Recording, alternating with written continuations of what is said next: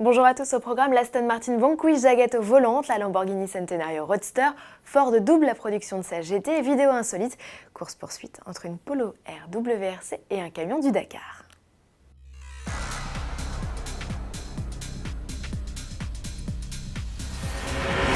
Chaleur oblige, elles ont enlevé le haut à Pebble Beach. Le public du concours d'élégance a découvert en exclusivité les lignes de deux nouveaux cabriolets, la Lamborghini Centenario d'un côté et l'Aston Martin Vanquish Zagato de l'autre.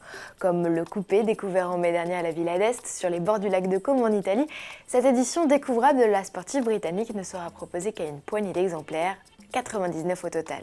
Et pour l'animer, elle pourra compter sur son V12 6 litres de 600 chevaux. Côté look, capote en toile oblige, exit le double bosselage du toit signature caractéristique des Zagato. En revanche, les ferons à l'avant et à l'arrière ou encore la calandre parsemée de Z restent au programme. Un modèle dont les premiers clients profiteront dès 2017. Un cabriolet exclusif peut en cacher un autre, la preuve avec la Centenario Roadster, également dévoilée dans le cadre du concours d'élégance. Prix de la sportive italienne au V12 atmosphérique de 770 chevaux, 2 millions d'euros hors taxe, soit plus de 250 000 euros de plus que le coupé. Ici, ni capote ni toit rigide rétractable, en cas de pluie, la belle devra rester au garage, sous peine de ruiner son habitacle. Dommage, car avec ses roues arrière directrices, la conduite aurait été plaisante. Les 20 exemplaires du bolide ont déjà tous trouvé preneur. Rappelons que le coupé et le roadster marquent le centenaire de la disparition du créateur de Lamborghini, Ferruccio. Elle était également à Pebble Beach. Elle, c'est la Ford GT, exposée dans le cadre du célèbre concours d'élégance. La sportive américaine a de nouveau fait parler d'elle. En effet, Ford a annoncé doubler la production. 1000 exemplaires de la sportive seront finalement produits d'ici à 2019. Une nouvelle chance pour les 6500 candidats écartés lors de la première phase de sélection d'accueillir la sportive dans leur garage.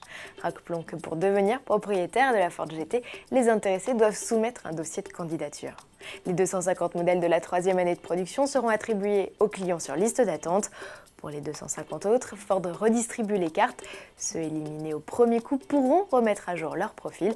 Ils seront en compétition avec de nouveaux clients qui déposeront, eux, leur lettre de motivation pour la toute première fois.